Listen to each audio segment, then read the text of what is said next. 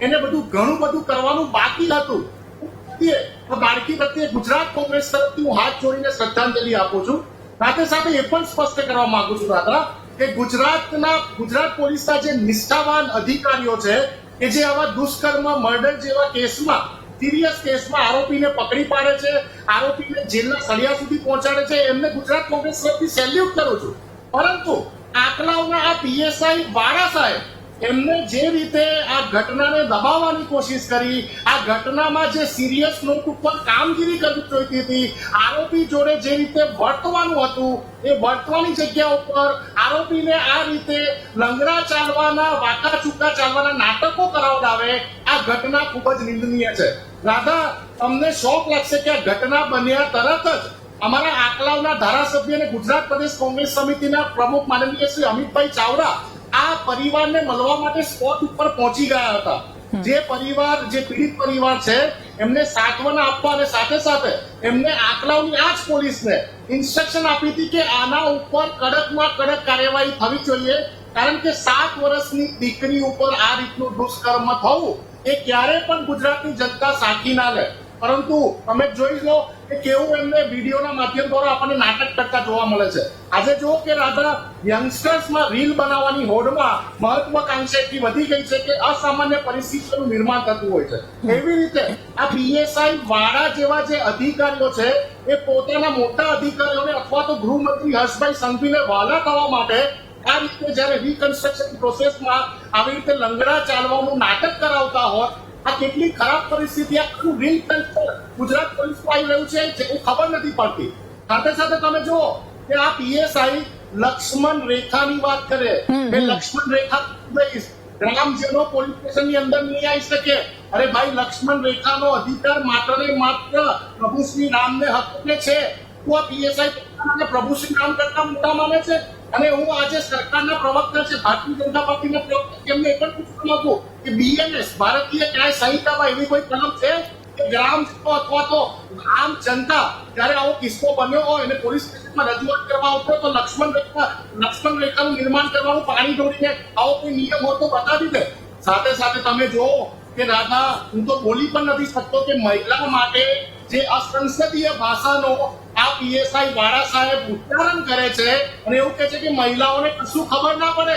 અરે પીએસઆઈ વાળા સાહેબ, તે મહિલાએ તમને જન્મ આપ્યો, તે મહિલાએ તમને ઉછેર્યા, મોટા કર્યા, એ ટાઈમનું જમવાનું આપ્યું, તમારી દુઃખની ઘડીમાં, તમારી સુખની ઘડીમાં આ એ જ મહિલા, આ એ જ માતા રૂપી મહિલાએ અમને આ પીએસઆઈ નો તમે જે યુનિફોર્મ પહેરો ત્યાં સુધી લઈ જવા માટે સક્ષમ બનાવ્યા અને તમે એ મહિલાનું અપમાન કરો છો. અમે ગુજરાતની તમામ મહિલાઓનું અપમાન કર્યું છે. આજે જ્યારે દેશની રાષ્ટ્રપતિ પણ એક મહિલા હોય ત્યારે ક્યારે પણ સાચી ના લેવાય કે આવા પોલીસના રોફમાં જ્યારે આવા પીએસઆઈ મહિલાઓનું જાહેરમાં અપમાન કરે અને મહિલાને કશું નથી આવડતું, કશું ખબર ના પડે, આવા શબ્દો બોલે. મારો સવાલ એ છે કે આટલા કલાકો વીતી ગયા પછી હજી પણ માનનીય હર્ષભાઈ સંઘવી જેઓ વારંવાર બોલે છે કે કાયદામાં રહેશો તો ફાયદામાં રહેશો, તો આ પીએસઆઈએ જે કાયદાનું ઉલ્લંઘન કર્યું છે, મહિલાઓ માટે અપશબ્દોનું ઉચ્ચારણ કર્યું છે, એ રીતે આ આરોપી પાસે રિકન્સ્ટ્રક્શનના નામે, લંગડા ચાલવાના નામે નાટકો કરાવડાયા છે સર્વિસના નામે,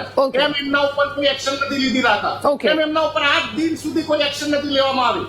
હર્ષભાઈ સંઘવી જો ખરેખર ગુજરાતની જનતાનું દિલ સમજતા હોય તો આ વ્યક્તિનું, આ જે પીએસઆઈ છે એમનું તાત્કાલિક રાજીનામું લઈ લેવું જોઈએ. આજે તમે જો કે ગુજરાતમાં કેવો મજાક બની રહ્યો છે રાધા, આવા વ્યક્તિઓ પાસે નાટકો કરવામાં આવે, આવા આરોપી પાસે દુષ્કર્મનો બાળકીના આરોપી અને બીજી તરફ એક પાટીદાર યુવતી પાયલ ગોટી જેનો કોઈ વાંક નતો, એ ખાલી પોતાના ઓફિસમાં એક ભારતીય જનતા પાર્ટીના નેતાના ઓર્ડર ફોલો કરતા હતા, એમને ફક્ત પટકા મારવામાં આવે. બીજી તરફ તમે જો, મને 2 મિનિટ આપજો, મને 2 મિનિટ વધારે આપજો નાતા.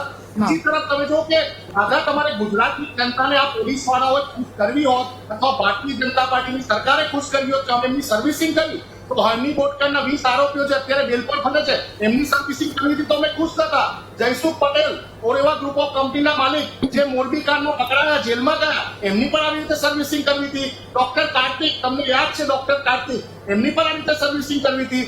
ડીઝલ કૌભાંડનો આરોપી ભૂપેન્દ્રસિંહ ઝાલા છે, અત્યારે બેલ ઉપર ખુલ્લેઆમ ફરે છે, એની પણ સર્વિસિંગ આ રીતે કરવી હતી, સાચી સર્વિસિંગ કરવી હતી તો ગુજરાતની જનતા તમને 2 પદ વધારે આપતી ભાઈ. ઓકે નિશાંતભાઈ, કરીએ છે આવા ગંભીર આરોપીઓની સર્વિસિંગ થવી જ જોઈએ દાદા, પણ નાટક કરવાનું તમે આ રીતે.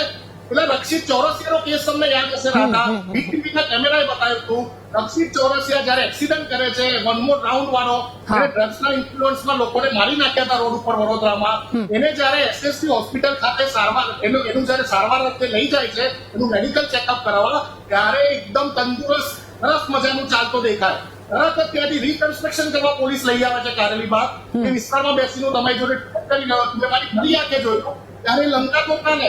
એટલે આવી તો કઈ સર્વિસિંગ, આવું તો કઈ રિપીટિંગ, આવી તો કઈ એન્ટીબાયોટિક તમારી પાસે ઓકે નિશાંતભાઈ, આરોપી સાજો પણ થઈ જાય છે. ઓકે એટલે અહીંયા નિશાંતભાઈ અહીંયા કરી દઉં દાદા. હા દાદા છેલ્લી એક વાત કરી દઉં.